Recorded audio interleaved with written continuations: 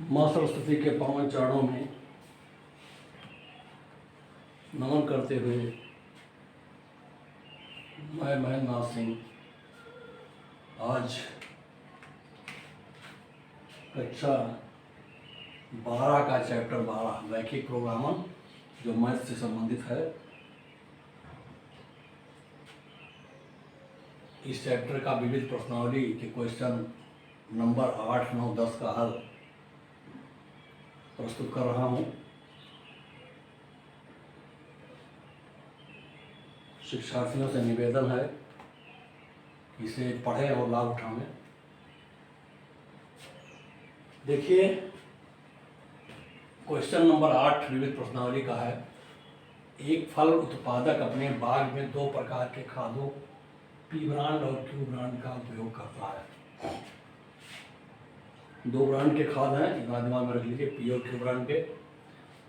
इनका मिश्रण बनाता है तो मिश्रण के प्रत्येक थैले में नाइट्रोजन, फास्फोरिक अम्ल, पोटास और क्लोरीन की मात्रा केजी में सारणी में दिया गया है। मृदा परीक्षण से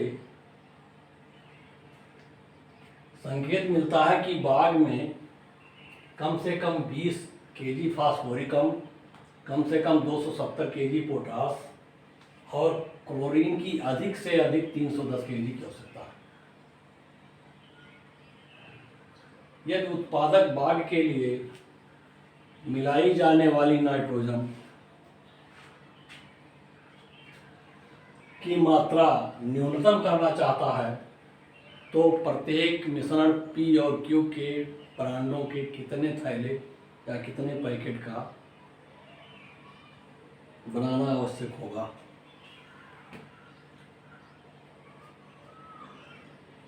और मिलाई जाने वाली नाइट्रोजन की मात्रा क्या है।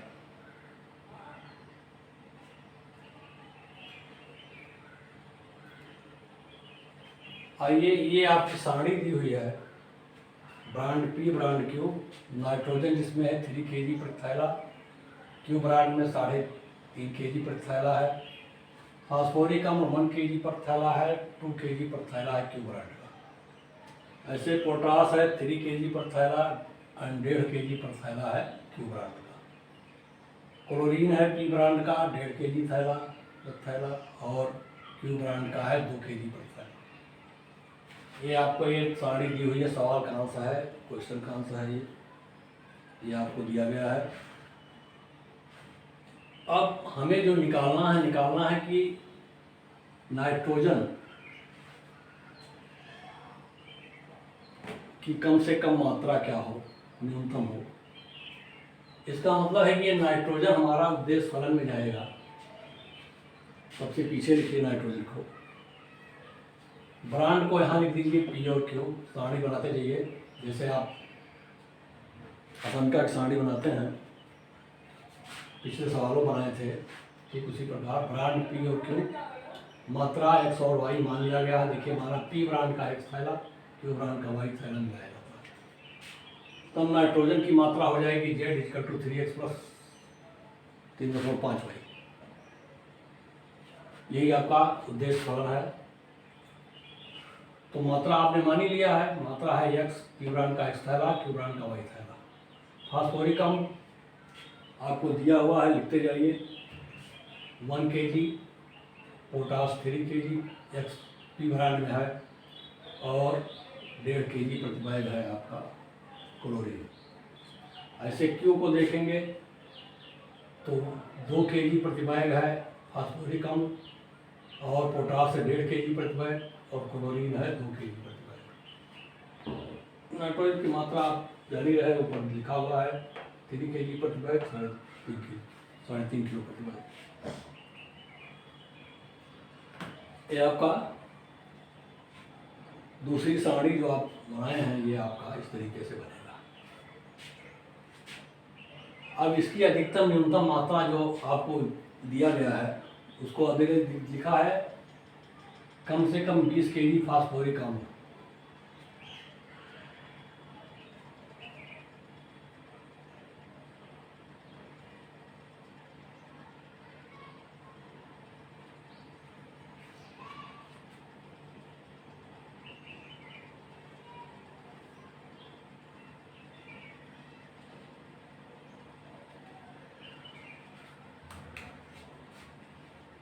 270, ये कम से कम 240 के जी है।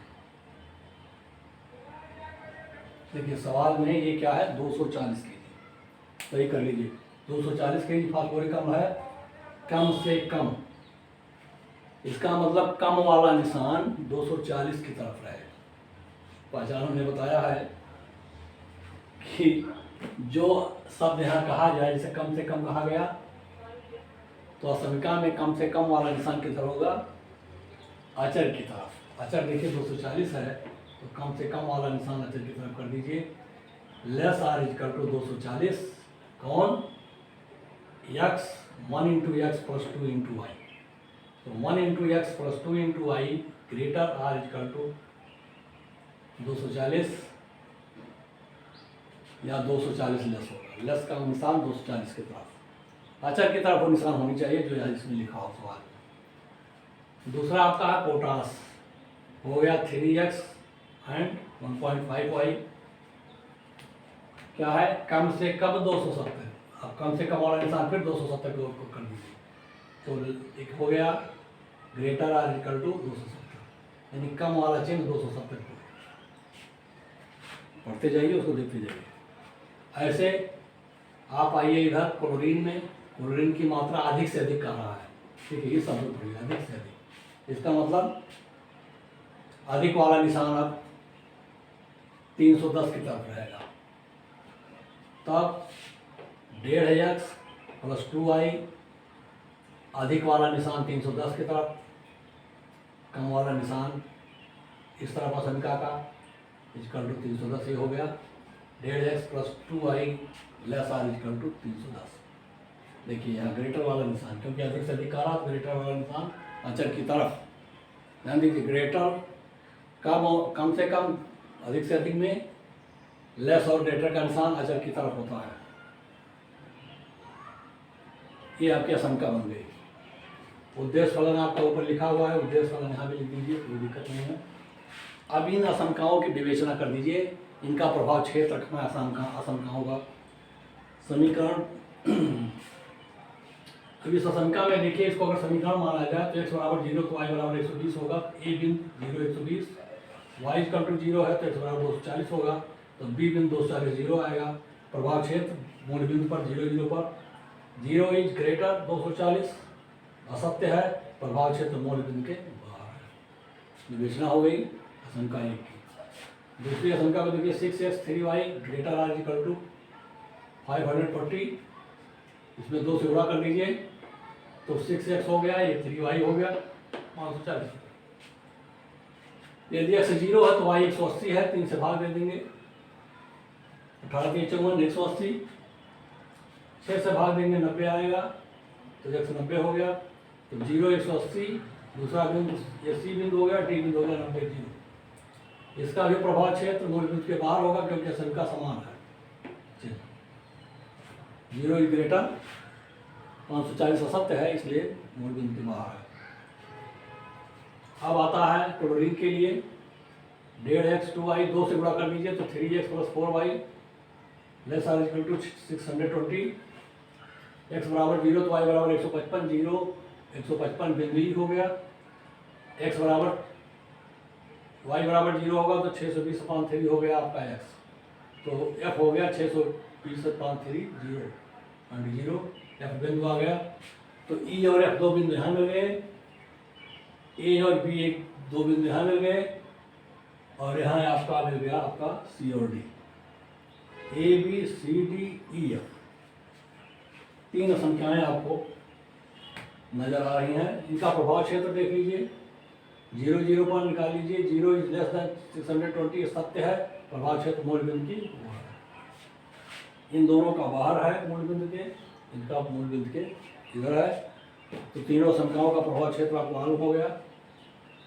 अब ग्राफिंग कर लीजिए इसका, ग्राफिंग निरूपण लिखिए, निरूपण करिए।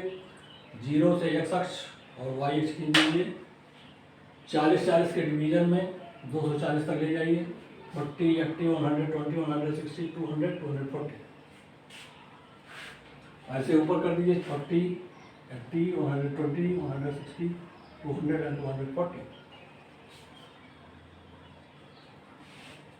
अब ए और बी देख लीजिए। बिंदु ए कहाँ है?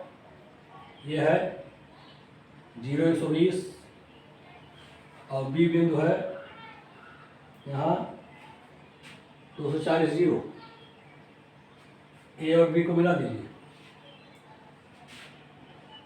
फिर सी और डी को देखिए। सी बिंदु है 0 180 यानी 200 के नीचे, 200 के नीचे, नीचे क्या 160 और 200 के बीच में सी बिंदु वाई एक्स पर। ऐसे डी बिंदु आपका आएगा,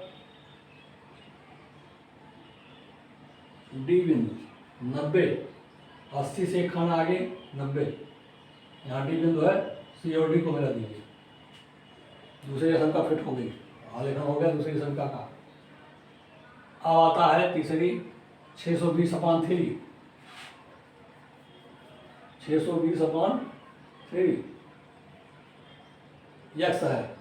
तो यह बिंदु आ गया आपका, यहाँ देखिए 200 के आगे 620 में 3 का भाग देंगे तो आएगा 3 दूनी 6, 0 206, 206 के लगभग, 207 के लगभग आएगा। तो यहाँ 207 के लगभग में आप एक एफ बिंदु ले लें, 200 के आगे थोड़ा सा, 200 के थोड़ा आगे लिया गया एफ बिंदु। ई बिंदु को देख लीजिए 0 155 अर्थात 160 वाली लाइन जो ये है आपका 160 वाली बिंदी, इसके जस्ट नीचे ले लीजिए। ये ई बिंदु हो गया, ई एफ को मिला दीजिए। सारी आशंकाओं का आलेखन हो गया, आशंका नहीं समीकरणों का आलेखन हो गया। अब आशंका के लिए प्रभाव क्षेत्र को दिखा दीजिए आप। ई एफ रेखा का प्रभाव क्षेत्र मूल बिंदु की ओर है, इधर को खींच दीजिए देखिए। और ए बी और सी डी का प्रभाव क्षेत्र रेखा के बाहर है। तो ये सुसंगत क्षेत्र आपका पी क्यू आर, ये सुसंगत क्षेत्र प्राप्त होगा आपको। इनके निर्देशांक निकालेंगे तो क्यू का निर्देशांक 140/50, आर का निर्देशांक 20/140, पी का निर्देशांक 40 और 100 है। ये आपके ग्राफ से भी दिखाई पड़ेगा, देखिए 40 और 80 20 100, 40 हो जाएगा या 40 रख लीजिए। आशंका में उत्तर आपका दूसरा मिल जाएगा 100। आर बिंदु आएगा 20/140, ये क्यू बिंदु हो गया। अब ऐसे आपका ये बिंदु सही आया है कि नहीं आया है, इसका कंफर्मेशन करने के लिए आप इन आशंकाओं को हल कर लें। जो जो आशंका कटान बिंदु में है, जैसे देखा x + 2y ≥ 240 और 6x + 3y ≥ 540। इनका जब आप प्रतिच्छेद बिंदु निकालेंगे तब x = 140/4 आएगा, या 40 आ जाएगा, ये y = 100 आएगा। p देखिए 40 और 100 हो गया। इसी से हल करके सत्यता आप ज्ञात कर लीजिए। ऐसे दूसरी का निकाल लीजिए, x + 2y ≥ 240 तथा 3x + 4y ≤ 620। इसका हल निकालेंगे तो x = 140। कैसे करेंगे? यहाँ 2 है, इसमें पूरी संख्या 240 से गुणा कर, 2 से गुणा कर दीजिए तो ये 480 हुआ। 480 में से 620 घटा लीजिए और उसके बाद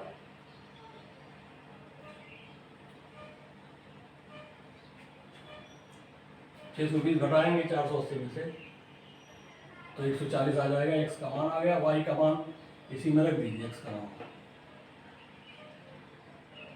140 से 2 घटा दीजिए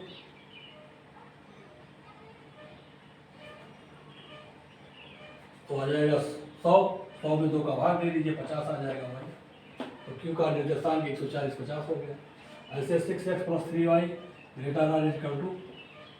540 तथा 3x + 4y ≤ 620। इसका परिच्छेद बिंदु का हल निकाल लीजिए। y = 140 20, r 20 और 140 आ गया। कैसे निकालते हैं देख लीजिए। जो रेखाएं जिसको काट नहीं हो उन्हीं रेखाओं के समीकरणों को हल कर दिया जाता है। क्या करते हैं? जो रेखाएं प्रतिच्छेदित करती हैं उन्हीं का समीकरणों को लेकर हल कर दिया जाता है। जैसे सी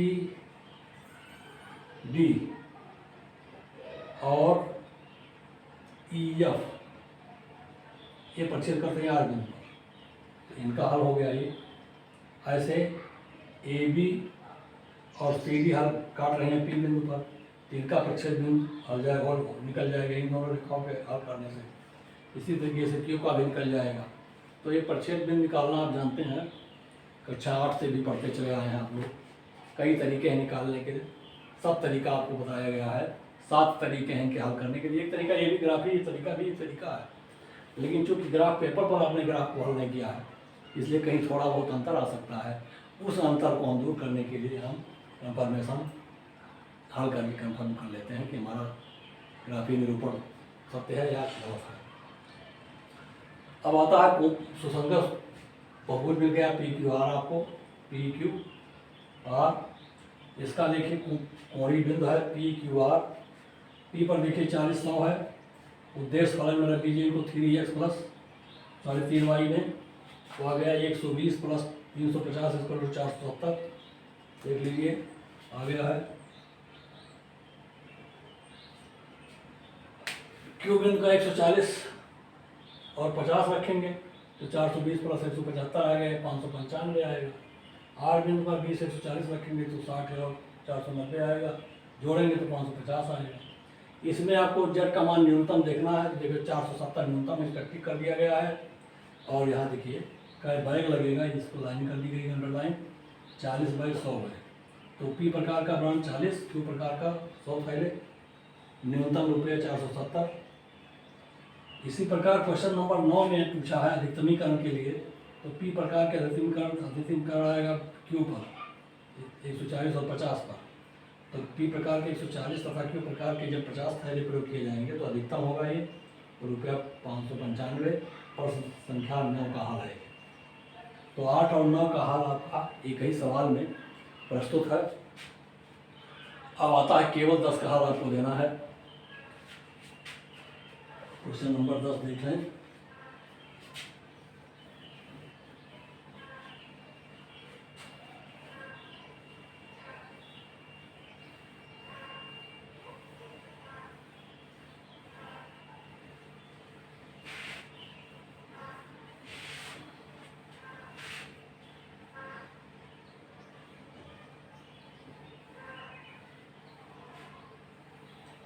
आठ 9 का हल आपको मिल गया एक ही सवाल से।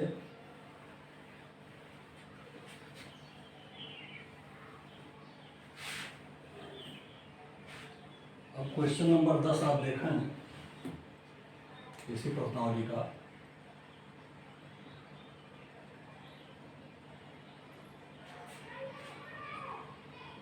एक खिलौना कंपनी है और 2 प्रकार के 2 गुड्डियों का निर्माण करती है। एक खिलौना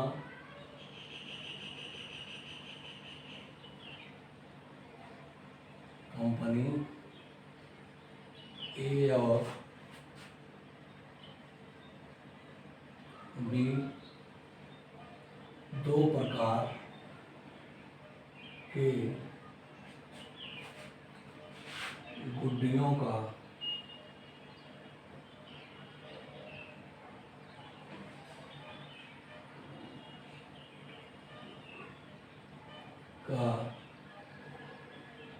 निर्माण करती है।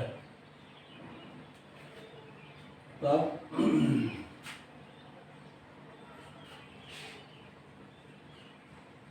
उपलब्ध संसाधनों से संकेत मिलता है कि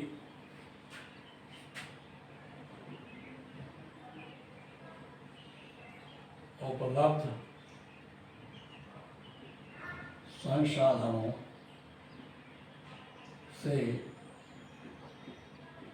संकेत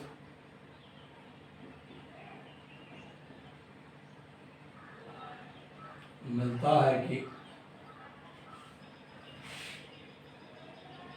सम्मिलित उत्पादन स्तर प्रति सप्ताह सम्मिलित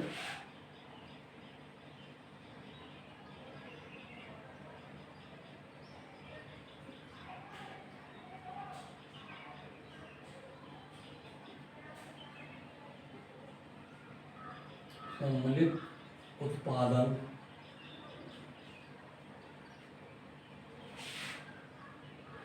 स्तर प्रति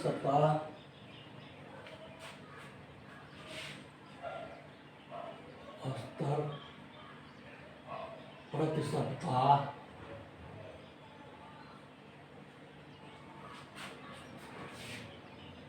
1200 गुणियों से अधिक नहीं होना चाहिए।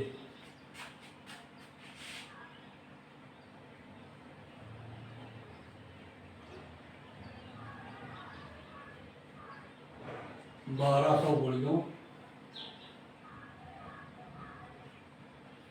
से अधिक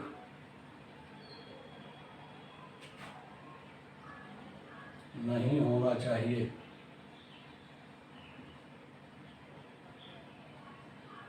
नहीं होना चाहिए।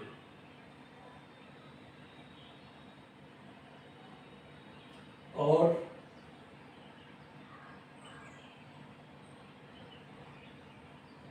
बी प्रकार की गुणियों की अधिक से अधिक मांग और बी प्रकार की गुणियों की अधिक से अधिक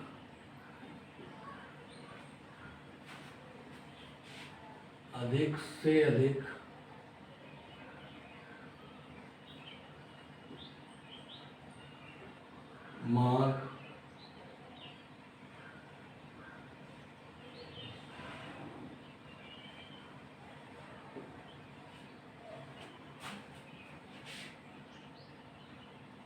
ये प्रकार की गुणियों से अधिक है।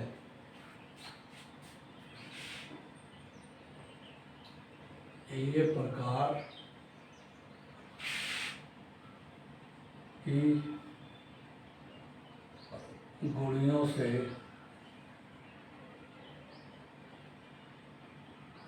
अधिक है।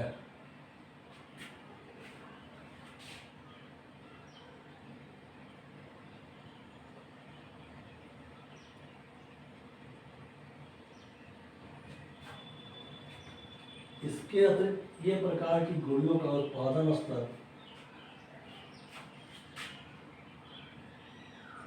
इसके अतिरिक्त ये प्रकार की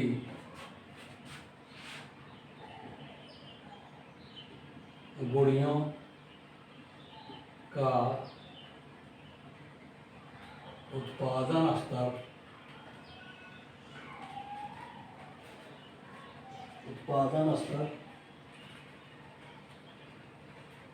दूसरे प्रकार की गुणियों के उत्पादन स्तर से 3 गुने से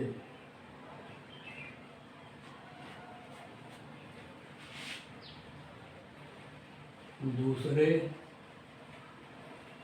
प्रकार की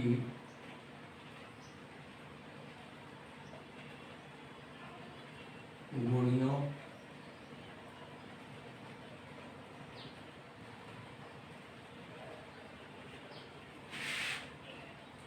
के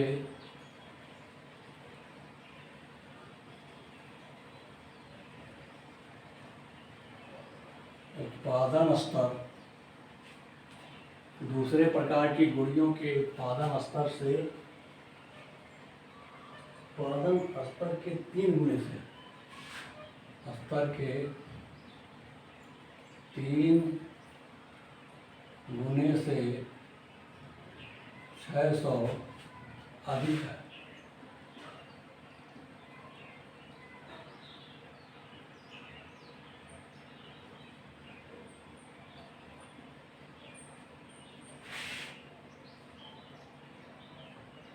यदि कंपनी ए और बी प्रकार की गुणियों पर क्रमशः यदि कंपनी ए और बी प्रकार की गुणियों पर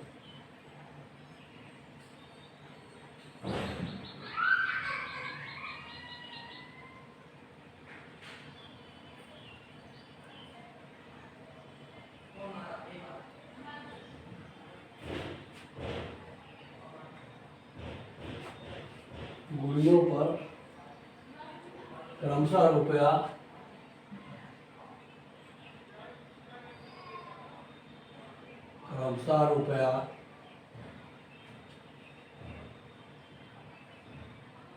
12 और 16 का लाभ कमाती है।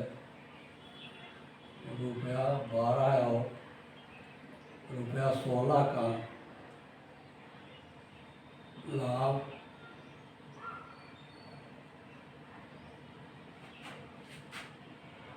कमाती है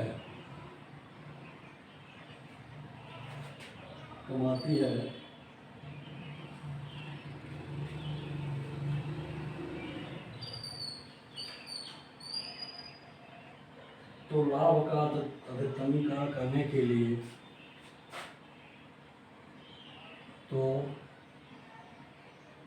लाभ का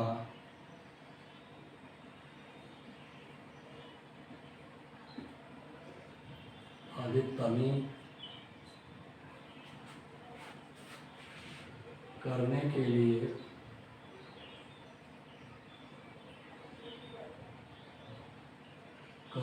लिए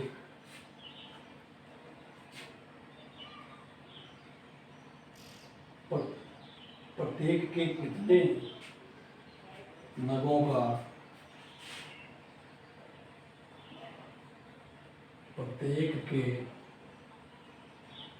कितने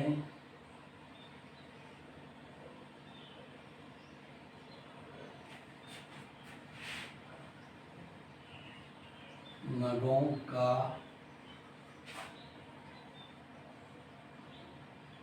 नगों का साप्ताहिक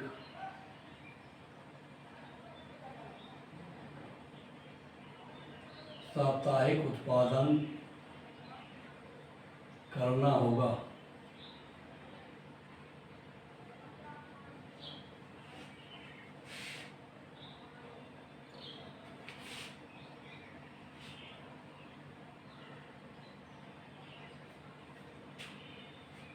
ये आपका सवाल है।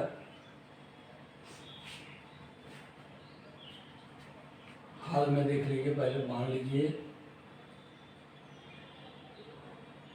मान लिया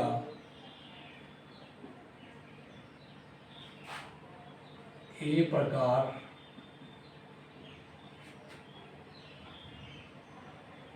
की x गुणियों तथा बी प्रकार की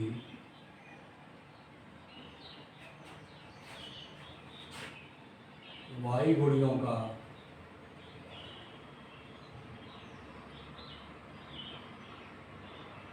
साप्ताहिक उत्पादन करना है। साप्ताहिक उत्पादन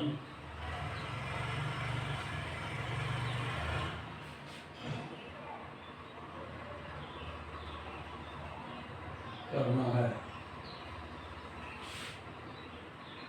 अधिकतम लाभ हेतु क्या करना है? अधिकतम लाभ हेतु साप्ताहिक उत्पादन कितना है? x और y क्रमशः ए और बी के लिए, यानी ये प्रकार की गुड़ियों का x मात्रा, बी प्रकार की गुड़ियों की y मात्रा साप्ताहिक उत्पादन करने से लाभ क्या है? हमारा अधिकतम होगा। तो इसके लिए आप असमिका की सारणी बनाना है।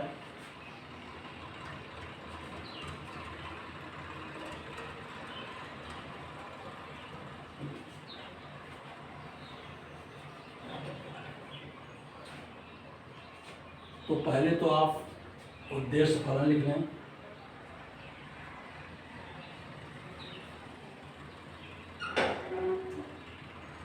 उद्देश्य फलन z इक्वल टू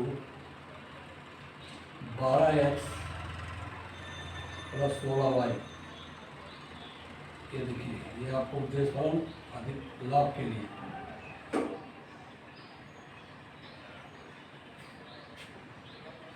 अब उद्देश्य फलन के बाद आपको आता है असमिका।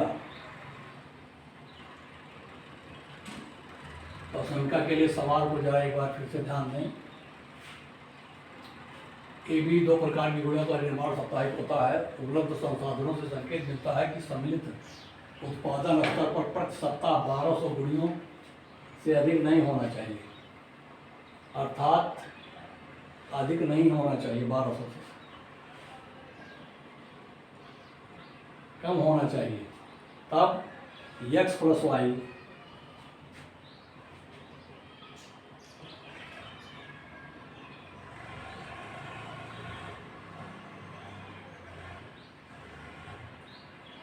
कम होने के लिए less or equal to 1200।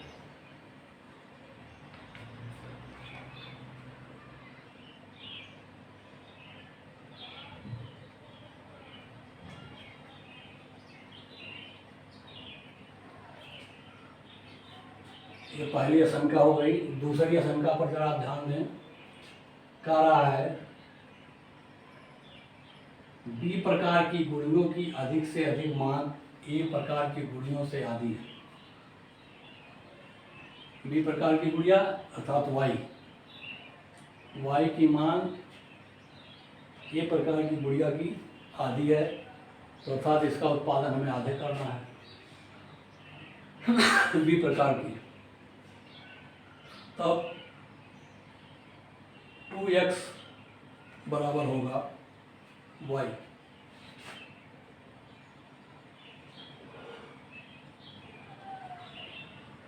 y बराबर 2x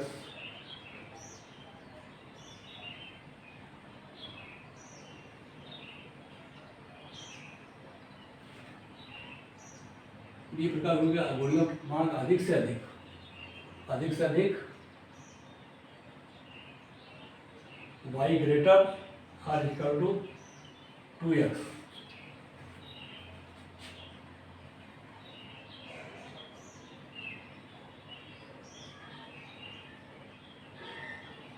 y greater y by 2 x by 2, x ज़्यादा है तो x by 2 equal to or greater y। ये होगा, क्या होगा? कौन ज़्यादा है? बी प्रकार की गुड़िया के अधिक मांग ये प्रकार की गुड़ियों की आधी है, तो ये प्रकार का गुड़िया का आधा बी प्रकार। क्या हुआ? ये प्रकार की गुड़ियों की आधी बी प्रकार, यानी y greater or equal to x by 2। आशंका 2 हो गई। अब आशंका 3 देखें आप।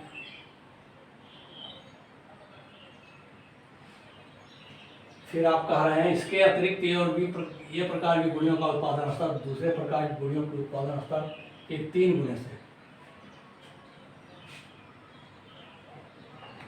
600 अधिक है।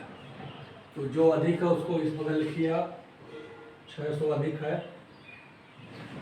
अधिक निकालने के लिए दोनों का अंतर निकालिए। इसका किसका अंतर? x और y का अंतर निकाल लीजिए 3 गुने से 3y, x माइनस 3y।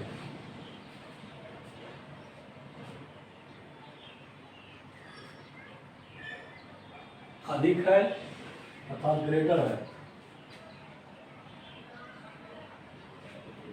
कौन अधिक है? 600 अधिक है। तो ग्रेटर का चिन्ह अचक की तरफ और कम का चिन्ह इसके तरफ लगा दें। ये हो गया आपका आशंका 3। ये 3 आशंकाएं आपके होंगे, इसको लिखेंगे आप आशंकाएं।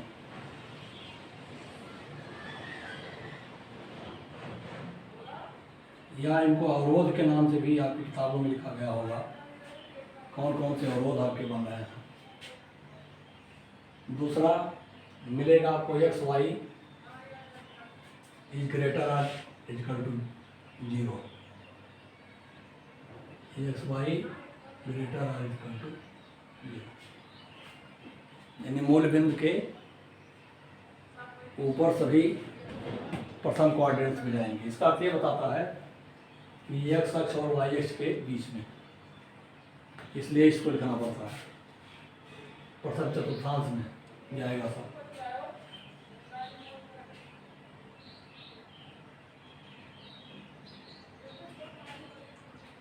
अब इनका हल निकाल लीजिए। देखिए यदि x बराबर 0 वाई बराबर 1200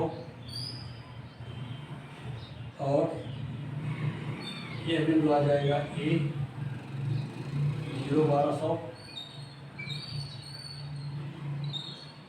दूसरा वाई बराबर 0 अगर है तब एक्स बराबर 1200।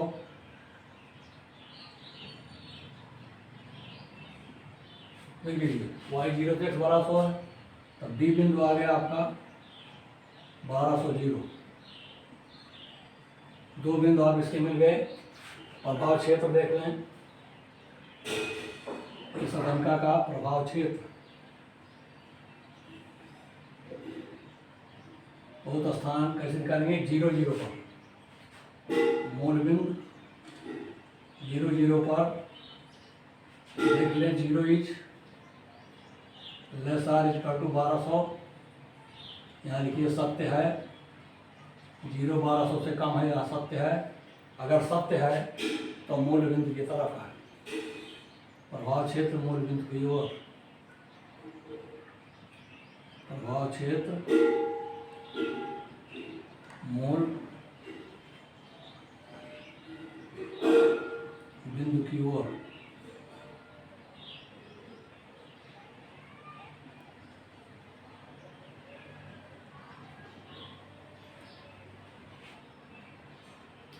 एक आशंका हो गई आपकी, उसका समाधान मिल गया। दूसरी आशंका y equal to greater or equal to XY2। इस सेकंड आशंका आपकी थी, इसको आप 2y कर सकते हैं।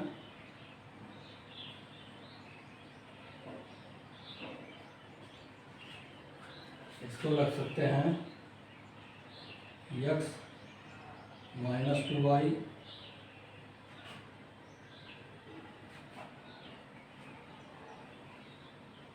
प्लस आर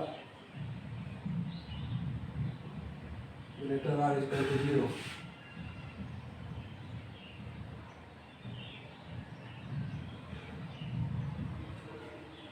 देखिए एक तो ये मूल बिंदु से जाएगी, सत्य है पहला। ओ बिंदु 0 0 से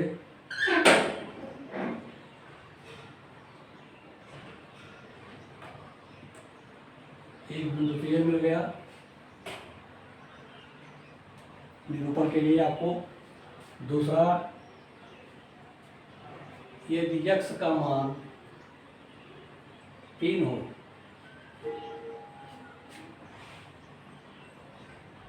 तो y 6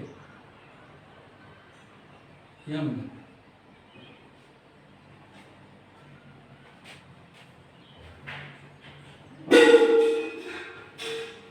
यानी x का मान 200 अगर है तो y 600। देख लो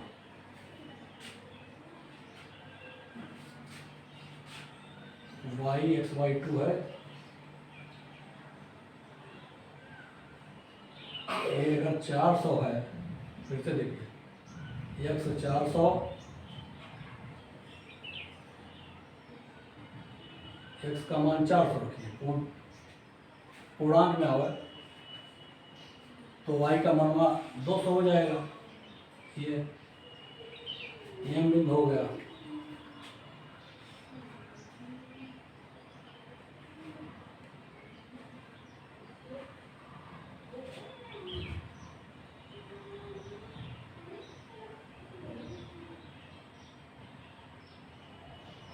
अब इनसे जो है इसका प्रभाव क्षेत्र देख लीजिए।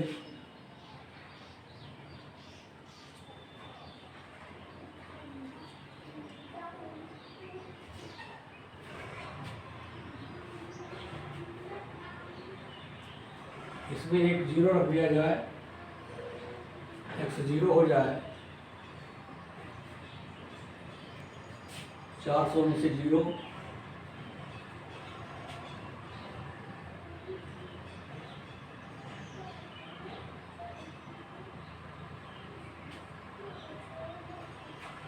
अब इसमें x बराबर 0,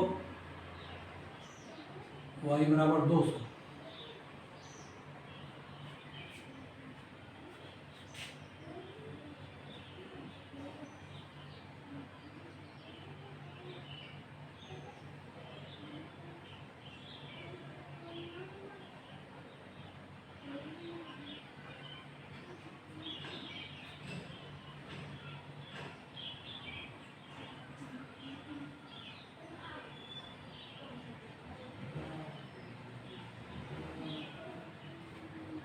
इसमें रखिए x 0 हो गया तो y 200 हो गया, तो ये आ जाएगा आपका -400। -400 ग्रेटर 0 असत्य है।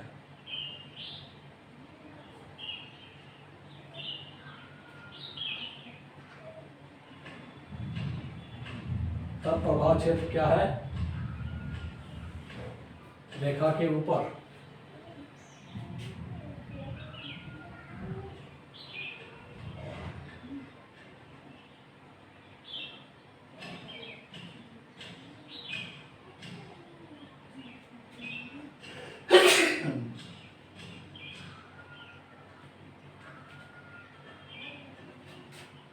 एक मिनट, y बराबर 0 रखिए,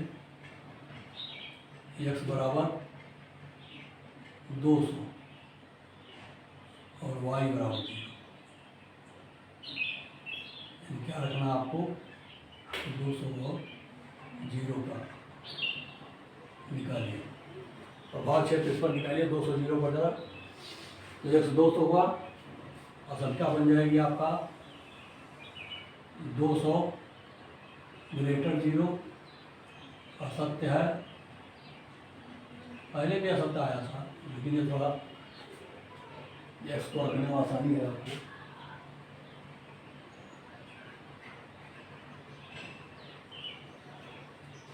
दो 200 ग्रेटर 0 असत्य नहीं, सत्य है। 200 ग्रेटर जो है आपका क्या है? सत्य है। सत्य है तो बोल बिंदु की ओर नीचे, रेखा के नीचे, मूल बिंदु की ओर, मूल बिंदु या एक्स अक्ष।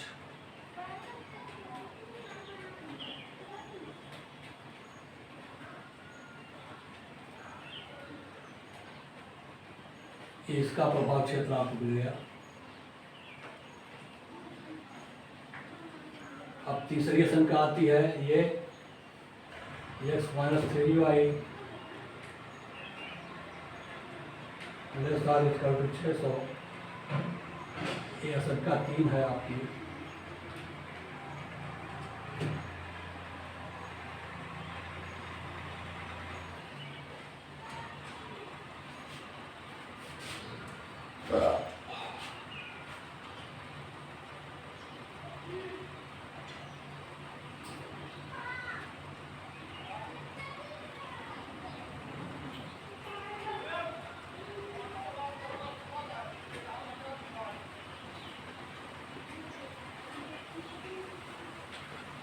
इसका क्षेत्र x और y > 0,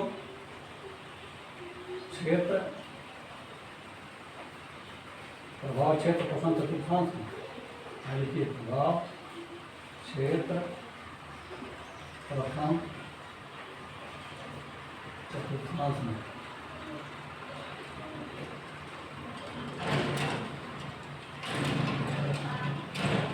तो इसका तो विवेचना हो गया, x और y > 0, ये सारे प्रभाव क्षेत्र y अक्ष के दाहिनी ओर और x अक्ष के ऊपर अर्थात प्रथम चतुर्थांश में आएंगे। तो एक लाइन में लिख दीजिए प्रथम चतुर्थांश में, x और y दोनों के, कोई टेंशन नहीं, दोनों की विवेचना होगी। यहाँ आप देख लें x - 3y > 600, यदि x बराबर 0,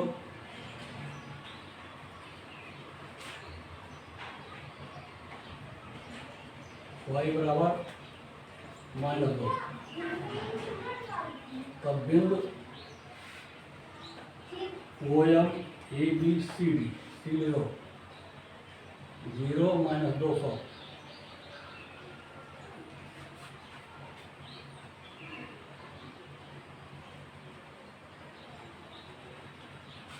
यदि y 0 है तो x बराबर 600,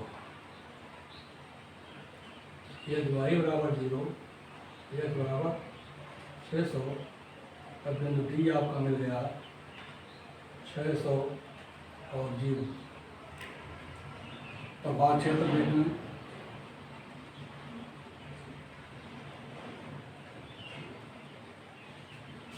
लेस देन 600 है, 0 0 पर 0 0 पर,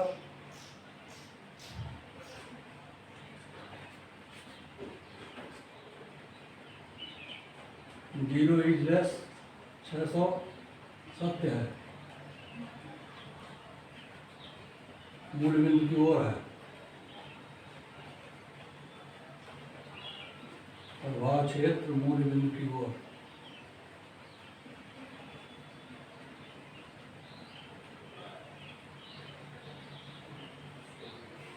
ये तीसरी शंका हो गई आपकी, दूसरा हो गया। अब इसका आलेखी निरूपण कर दीजिए, देखिए एक्स अक्ष खींचिए, वाई अक्ष खींचिए,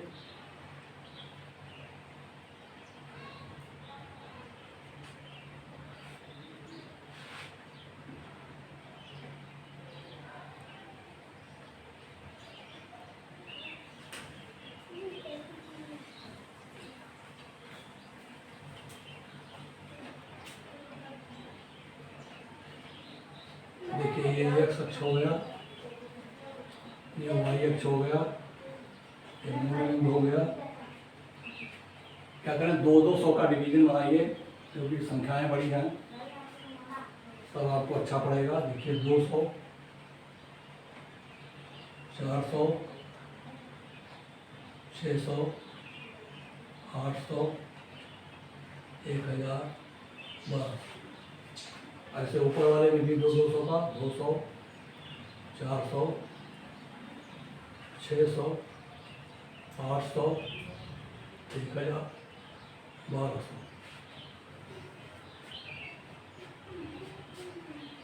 लिख लीजिए 200, 400, 600, 800, 1000, 1200।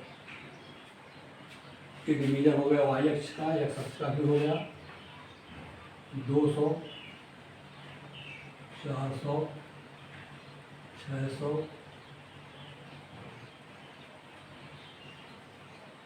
800, 1000, 1200। माइनस 200 आया है तो 2 खाना नीचे भी आएगा, वाई डैश पर ले जाइए, 1 2, ये हो गया माइनस 200, माइनस 400।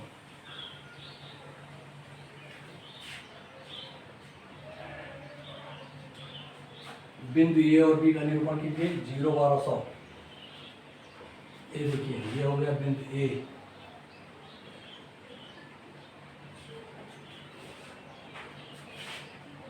ए बिंदु आ गया 0 1200, बी बिंदु आ गया 1200 0, यहाँ आ जाइए, ये हो गया बी बिंदु।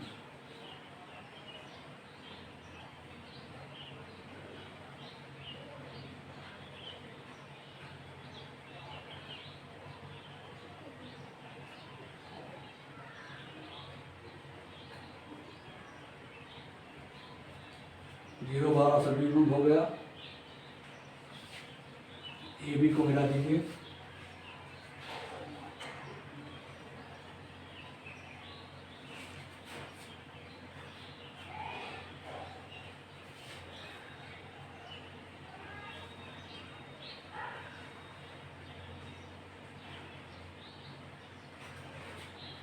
ए बी निर्देशित हो गया।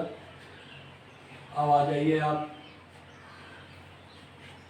ओ और एम को 400 200 पर देखिए, ये 400,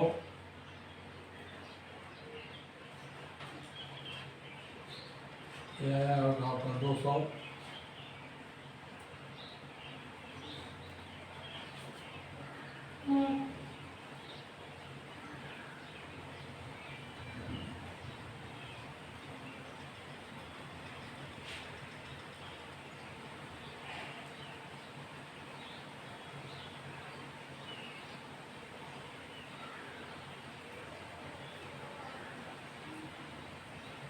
यहाँ आपने यम बिंदु दिखाया है, इसका निर्देशांक आया था 400 और 200।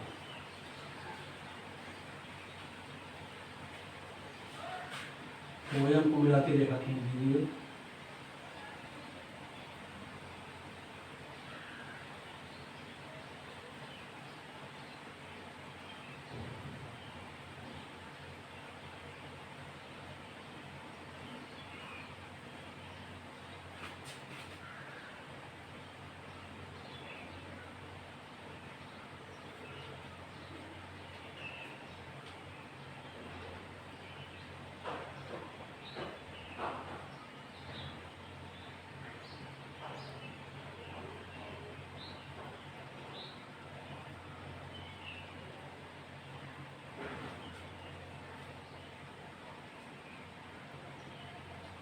तो OM को मिलाती हुई रेखा खींच गई आपका दूसरी संख्या। तीसरी संख्या में आपको आया C और D बिंदु। C है 0 - 200, C है 0 - 200, तो -200 देखिए यहाँ है, ये बिंदु C है आपका 0 - 200 पर, और D बिंदु है 600 0। देखिए ये डी बिंदु है 600 0। सी और डी को मिला दीजिए।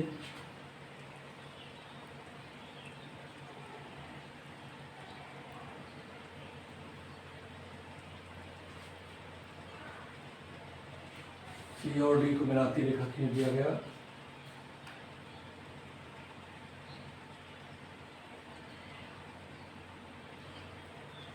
कटान बिंदु के दर्शा दीजिए, प्रक्षेप बिंदु।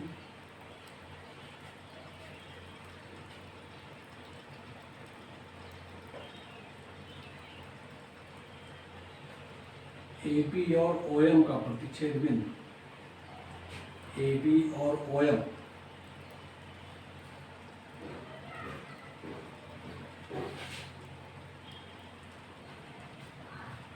मान लीजिए इसका प्रतिच्छेद बिंदु P है, इसका Q है, तो P का प्रतिच्छेद बिंदु 600 500, P 800 400।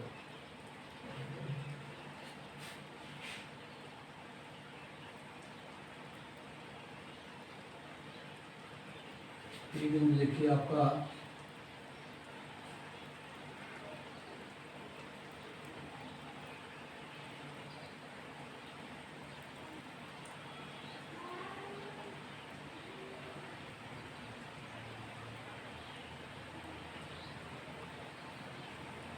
800 आएगा। ये देखिए आपके ग्राफ के अनुसार इधर आएगा आपका 400।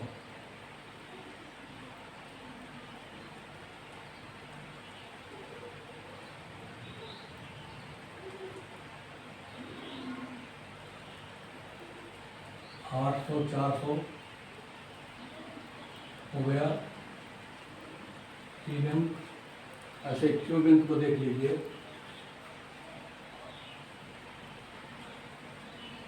क्यू बिंदु 1000 पर होगा। देखिए ये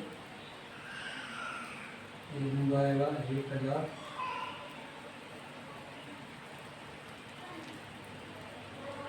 1000 और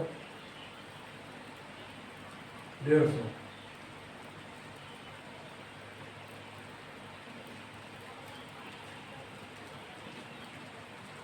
मेरे ख्याल सभी बिंदु के साथ इनकी जो है आपका प्रभाव क्षेत्र को दर्शा दें। सारे बिंदु मिल गए हैं।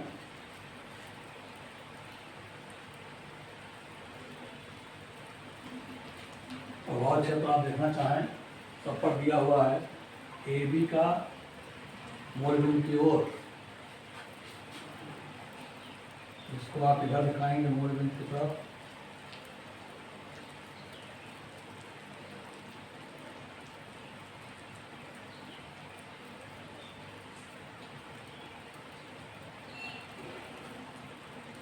का मूल बिंदु हो गया, मूल बिंदु की ओर ए बी का, देखिए मूल बिंदु की ओर इसको खींच दिया गया।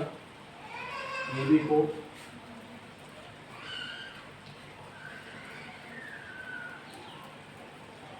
अब आता है ओपी या ओएम का। ओएम का प्रभाव क्षेत्र आप निकाल चुके हैं। एक्स अक्ष की ओर रेखा के नीचे मूल बिंदु या एक्स अक्ष की ओर, इसको एक्स अक्ष की ओर खींच दीजिए। चलिए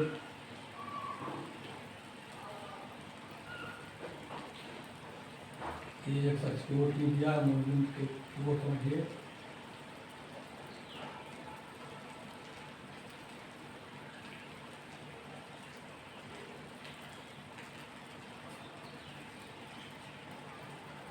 अब आता है CD का प्रभाव क्षेत्र।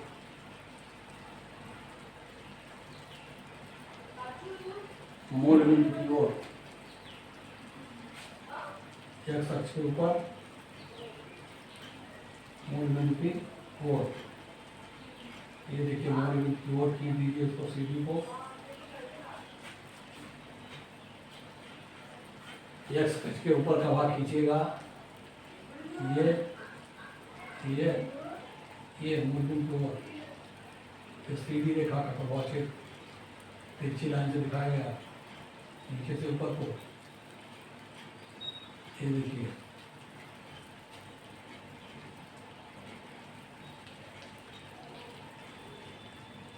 सुसंगत बहुभुज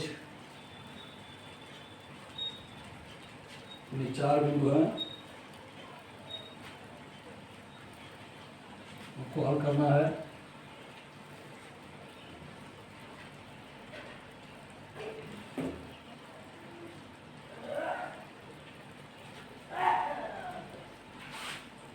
लिख लीजिए सुसंगत बहुभुज के कोणीय बिंदु,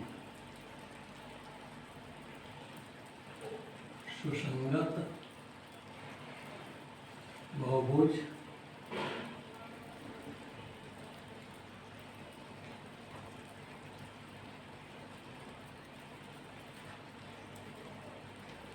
कोणीय बिंदु P आपका है 800-400।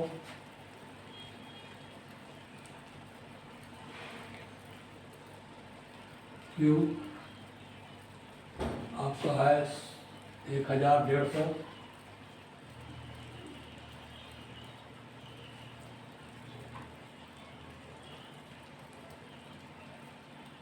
और O और D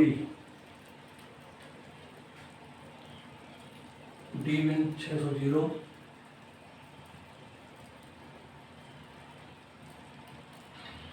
और वो बिंदु 00। ये आप सुसंगत बहुभुज के बिंदु हो गए कोणीय बिंदु।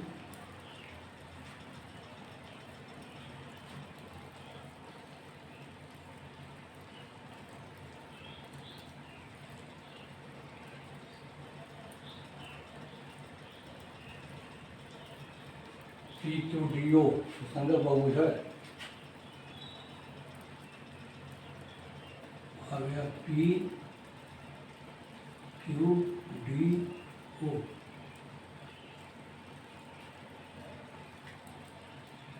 उद्देश्य फलन में रख दीजिए।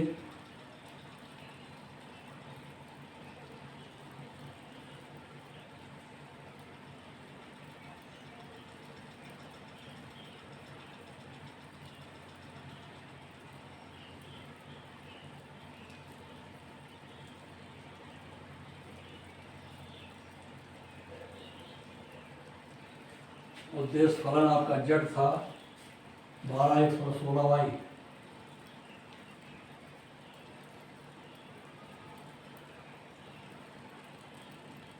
12x+16y बराबर जेड।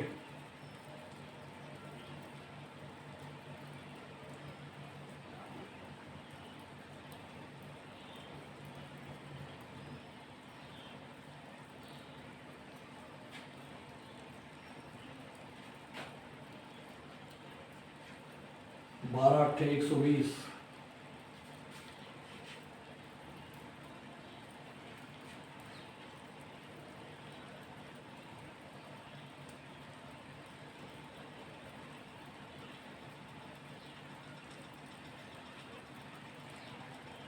बारह चौका 6400,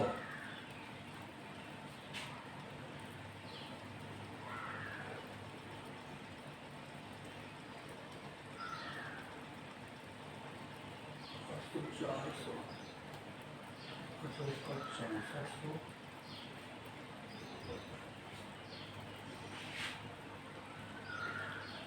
छियानवे और 6400, 12 अट्ठे 96। देखिए यहाँ कर दीजिए 12 अट्ठे 96, 9600 और 16 चौका 6400, 6 4 10, 9 6 15, 16,000। यहाँ लिखिए 16,000।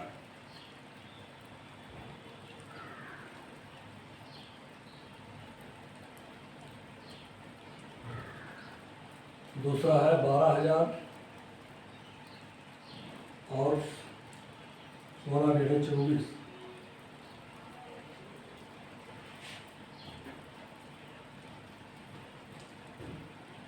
फिर आ गया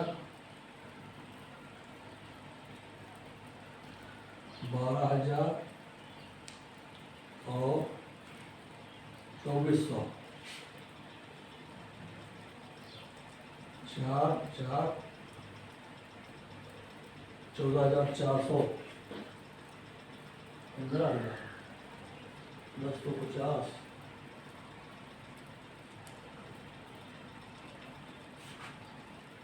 ये कोरी बिंद है आपका, ये 1050 आएगा।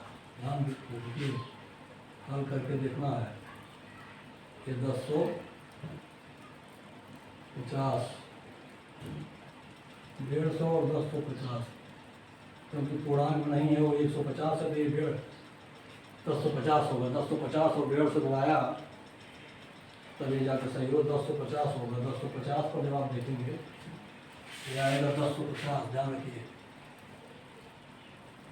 150 1050। यही है कि समीकरणों को हमेशा जो है संतुष्ट करने वाले समीकरणों से एक बार हल कर लिया जाए तो उसका कटान बिंदु निर्धारित हो जाता है और वही सत्य होता है। केवल ग्राफ पर देखने से उतना, क्योंकि ग्राफ पेपर या तो हो सही, अंदाजा लगा कर लिख देने में थोड़ा सा दिक्कतें आती हैं। तो 1050 और 150, 1200 में 12 25 60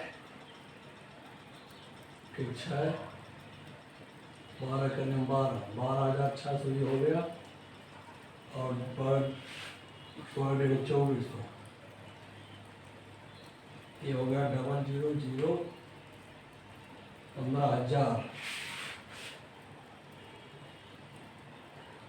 ये आएगा दूसरा वाला 15,000। देखिए तीसरा 600, 12 6 72, ये हो गया 7200 और तीसरा 0। अधिकतम निकालना है आपको, तो देखिए इसका घेरा बना दे रहे हैं। यह मान इसका अधिकतम होगा,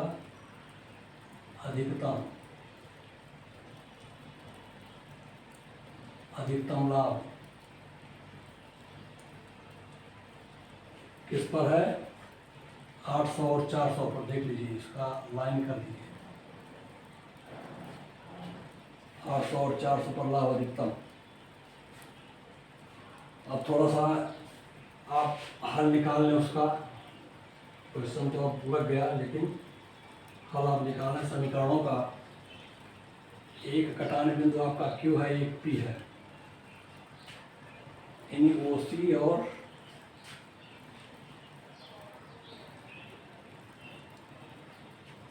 OM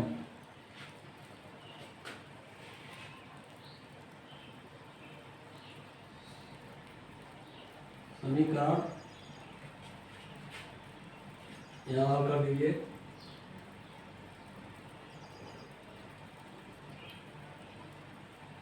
समीकरण 1 और 2 या समीकरण 1 और 2, 1 और 2 का हल।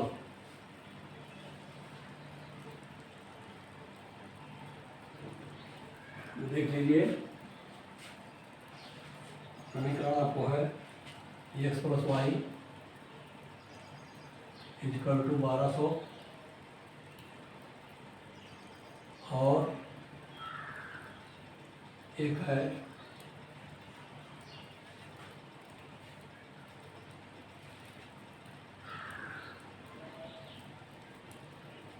x बराबर 2y।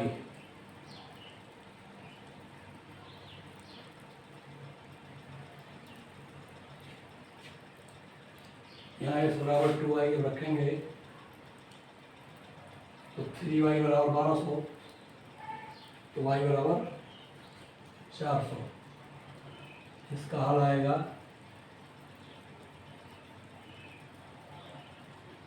800 400।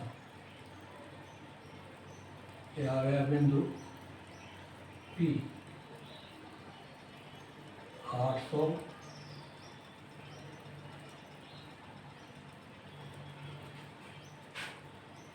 इससे आ गया बिंदु P 800 और 400। देखा x बराबर 2y है तो 2y यहाँ रख दीजिए, ये 3y हो गया, 3y बराबर 1200, y बराबर 400, तो y 400 तो 108। देख लीजिए, इन दोनों के हल से P मिल गया आपको। अब आता है एक और CD का हल। इसी समीकरण 1 तथा 3 का हल।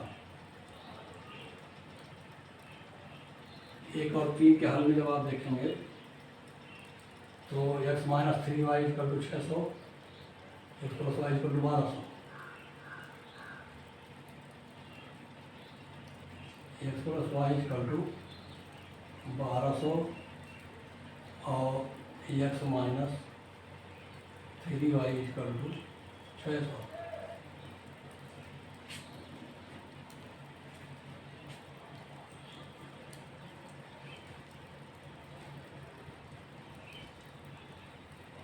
तो देखिए, इसको घटा दीजिए। समीकरण 3 को 1 में से जब घटाएंगे तो x कट जाएगा और 4y बराबर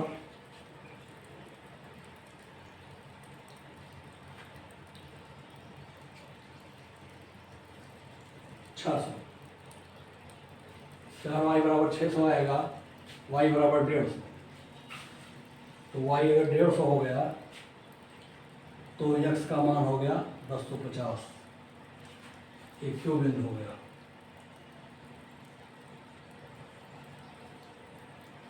दस तो 50 और 150।